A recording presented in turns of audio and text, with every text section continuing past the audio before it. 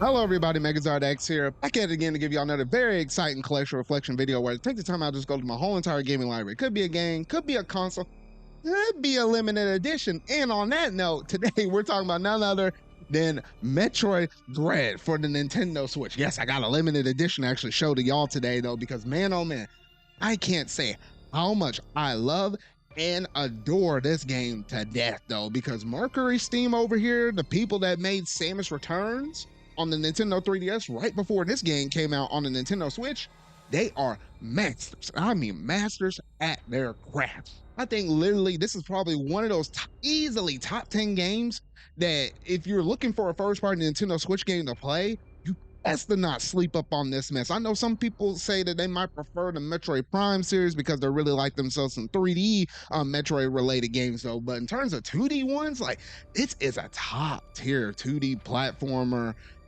hunter, exploration, Metroidvania. It's all wrapped up into one right here. Oh my goodness gracious. I can go on and on and on, just shilling for the game though, but we might as well go ahead and jump up in this though and try to keep this thing as organized and as tight as possible though. But if you hadn't already done so, make sure to go and hit that like button, go ahead and hit that subscribe button and that bell to stay up to date on all things video game related I feel like talking about and discussing. But without any further ado, let's go ahead and jump straight up into this video.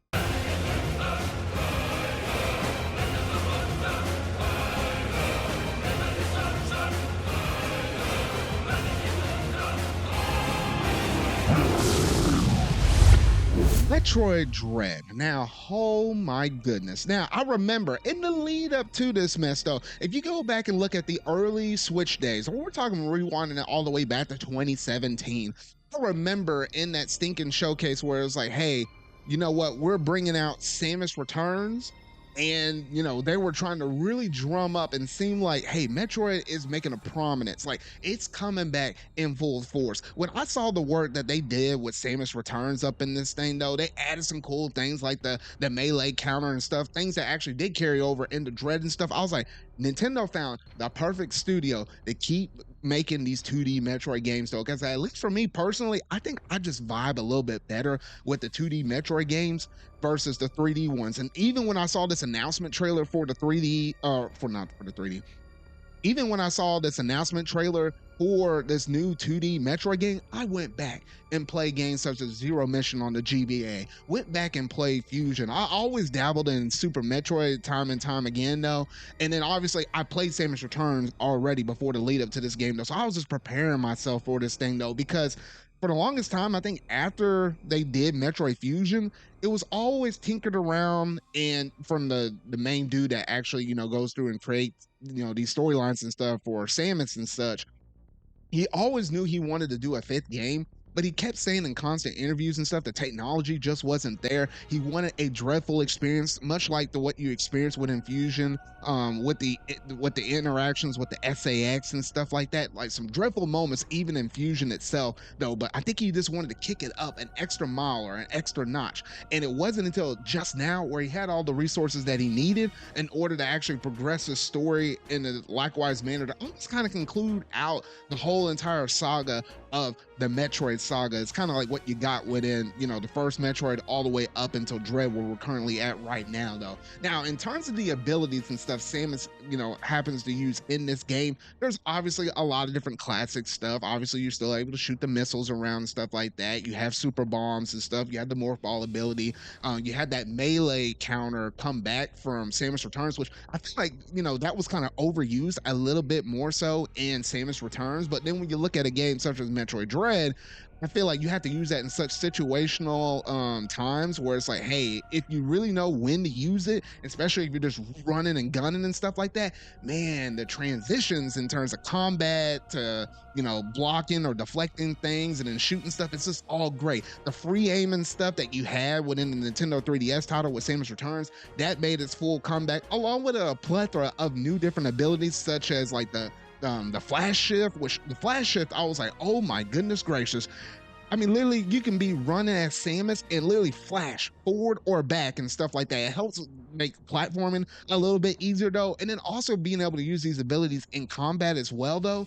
Man, oh man, it's just a sublime experience and stuff like that. And then also you have like that spider wall climbing thing, like with the electromagnetism, where you're able to stick on the walls or climb up to like the top of them or the ceilings and stuff like that. There's some awesome new abilities that are added up in here though, along with the classic stuff that Samus was able to do in past games though. So I really did like everything new and everything that has returned in terms of Samus Aran's arsenal in terms of all of her abilities. This is some great stuff.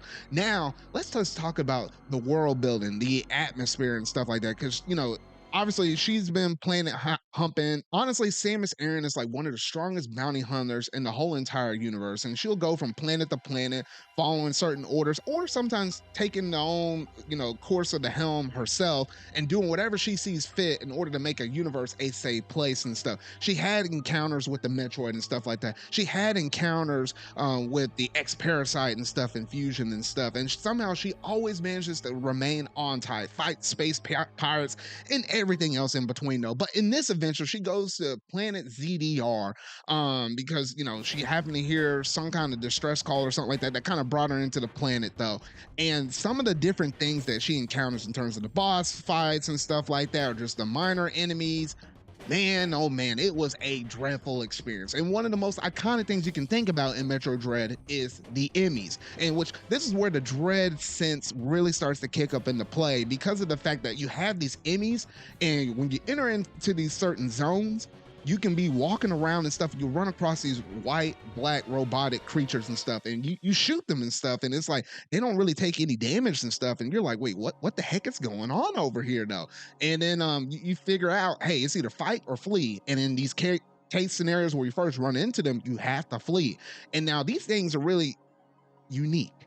Like, even when you're walking around and you're not even close to one, it picks up on like the noise or the footsteps and stuff that you happen to be giving off as you're walking by. So it can be remotely kind of close, and it hears your footsteps and slowly work your way towards you, to where once it spots you, hey, it's almost lights out. You got to hit the deck running and stuff though, because there's just nothing that you can do against those E.M.M.Is for the time being though. Now, if you do happen to get caught there, I think there's like 2 different instances where you're actually able to hit like a counter, and it has to be frame perfect. And I've done it a couple of times in my playthroughs, and I feel so strong and stuff. And then you just hightail it on out of there though. But until you get a certain unique ability that allows you to destroy them, you just got to flee every time that you run against those creatures though. So I would say, at least in my playthroughs, those things were very nerve wracking and got my heart to kind of accelerate just a little bit.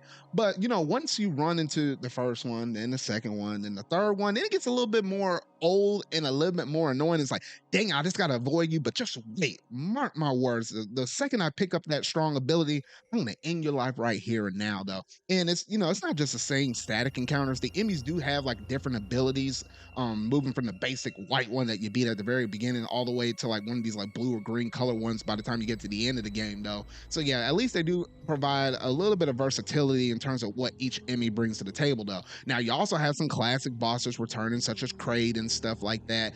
And I was like, man, I just love the animation and the cutscenes that you have even between some of these different boss encounters and stuff.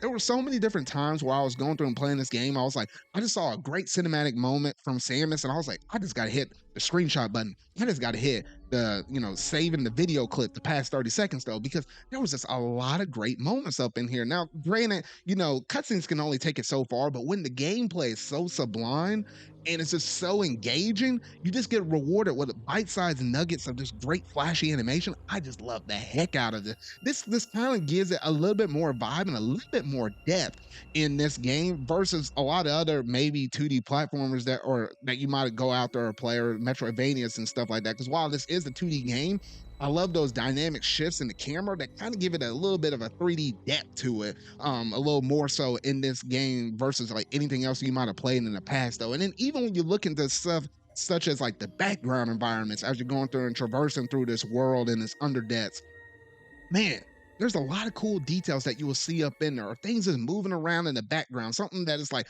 oh man, that looks like a potential boss in the background, or some enemies I might have to fight in the future though. And they're just kind of going through the back. Maybe if I go a certain route or something like that, then I'll happen to run into or encounter them a little bit later on though. So it's like, oh man, it's little things that just add up, that add a great experience to the game though. And then also in terms of like traversing around, this is a very big map. They do have teleporters and stuff like scattered throughout the whole entire map. So it's like if you got to do a little bit of backtracking or something like that, because this is a Metroidvania, at the end of the day, you're still able to go through and traverse against this world. I didn't feel like I had like too many different encounters where it's like, oh, I really got lost. Like the map features pretty good in terms of like where you're able to mark certain things or certain points of interest and everything else in between. It was just a very easy experience to go through and navigate. Now, I guess some of that might be warranted because of the fact I just love myself some 2D Metroids, and I played the heck out of most of the other past entries up into this, especially in the lead up to this game, though. But I mean, shoot, even if you're somebody new coming up in here, though, I mean, this is an easy title to recommend. Yes, you'll get a little bit more so of a kick out of the story if you play some of the past entries before this, though. But nonetheless, it's still a great experience, though. Now, in terms of story, oh my goodness gracious, man, if you've been through the ride of Super Metroid to Fusion and stuff like that, especially if you play those two games right before this, in terms of the Chozo lore and stuff like that, I mean, man, you get some outstanding moments in the late game of this game. And I won't go through and say what it is and spoil it for those that maybe have not experienced it and such. But that final boss, along with like one of those other characters you happen to meet as well, if you know exactly what I'm talking about. Some jaw-dropping moments though, and especially that last sequence where you normally, once you're done beating the final boss, you have to escape the planet and stuff, and you're usually like time limited. You saw that time and time again with like Samus, within like Samus Returns or something like that, or especially within Super Metroid. That's an iconic escape sequence right there. Or even like Metroid Fusion. You know, it typically happens at the end of most Metroid games. Oh man, I think this one by far took the cake. By the end of this game, you're just so freaking overpowered. Like you're just storming through enemies and stuff like that. That slide tackle, just being able to keep your momentum and stuff while you're traversing through the world, it's just great stuff right there. I love all the different enemies you are actually able to go through and fight in this game as well. I mean, I can keep shilling on and on about this game though, but I just think they executed this game out from start to finish beautifully. It kind of brings into question exactly what could Mercury Steam work with Nintendo next in terms of, Metroid's adventures and stuff. And yes, we have new upcoming games such as Metroid Prime 4, which I still think it's going to be probably a really good game, even within the 3D environment, though. But I'm also curious in terms of the 2D ones, because the 2D ones usually progress the story on in a drastic way versus the 3D ones where it's like in between, like Metroid 1, 2, or 3, things like that, though. So I'm very curious to see what Mercury Steam could be working on next, because I feel like at least the creators for the Metroid series, they had some plans in terms of story and where Samus's journeys could go on beyond this, now that they actually concluded like the Metroid saga and such though. So overall, if you had not played this game, I highly recommend it. If everything I hadn't said before this hadn't caught you on by this one, I don't know what will though, because I also did love the heck out of this limited edition as well though. And I was looking through my channel stuff and I was like, I'm surprised I didn't actually do an unboxing for this game as well. But this was, I think, before I had my whole entire unboxing setup and such. So I have to, I don't know, maybe I'll do like a retrospective unboxing in the future though. But at least in terms of the contents that what I was able to get up in this game, you did have the art cards, you had a steel case. They didn't actually give you like the actual cartridge in the actual case itself though. I kind of wish so. So I might have to go back and find it off eBay or something like that. Someone was just selling like the standard cases as well. So steel case, art cards, and then you also had the art book, which, I wish they also added in some like music. That's one of the things nowadays with limited editions they don't do really well on, unless you're spending like several $100 up on a limited edition thing. Yes, I'm looking at you, Square Enix, for some of those crazy price stuff though, but outside of that, I did like it. And they had all these different art cards, and they have art cards for like Metroid 1, 2, 3, and yes, oddly enough, they did manage to bring up that one Wii title. I don't know why the name is slipping from my mind right now though, but yeah, they did even reference that and saying yes, parts of that game is technically canon all the other Metroid games that we managed to get though. I don't know why the name of it's slipping me while I'm recording this mess though, but it will come back and hit me at the ninth hour, surprisingly though. But anyway though, I did love all the contents out of this, and I remember picking this up.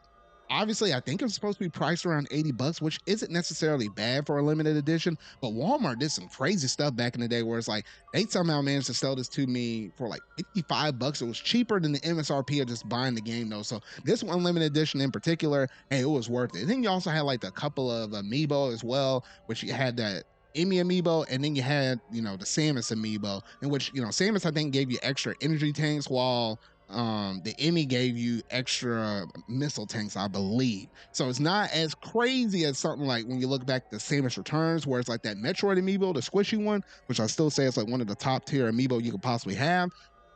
And at least that's not locking a fusion mode or a higher difficulty mode within like Samus Returns. Like because of that sole reason alone, that amiibo is like worth a ton of money. Like, oh shoot, just look at the prices on eBay though. But overall, I love the heck out of this game. And if you hadn't already done so, please make sure to check this game out though, especially in the lead up to Metroid Prime 4. If you're looking to get yourself into the Metroid ecosystem, if you hadn't already done so, this is a technically a great jumping off point.